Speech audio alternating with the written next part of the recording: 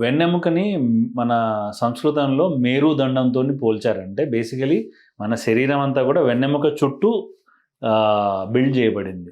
So వెన్నెముక ఎప్పుడు స్ట్రైట్‌గా ఉండాలి. అంటే మనము ఇలా వంగిపోయి కూర్చోవడం కానీ, లేదంటే అలా వాలిపోయి పని చేయటం కానీ, లేదంటే ఇలా కూర్చొని ఇలా తిరిగి మాట్లాడడం కానీ, ఇవన్నీ కూడా ఎంత తక్కువ చేస్తే అంత మంచిది. అంటే వెన్నెముక ఎప్పుడైనా మన తల మన శరీరం పైన ఉండాలి. మన తల ఇలా సైడ్‌కి వంగిపోయి కూర్చొని మాట్లాడడం కానీ, పని చేయటం కానీ, ఇలా ముందుకు వంగిపోయి పని చేయటం కానీ ఉండకూడదు.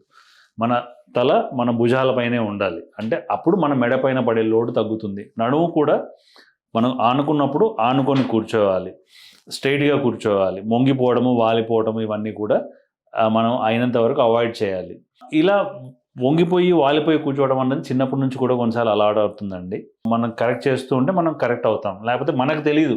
పని చేస్తూ మనం పోస్చర్ మారిపోతూ ఉంటుంది.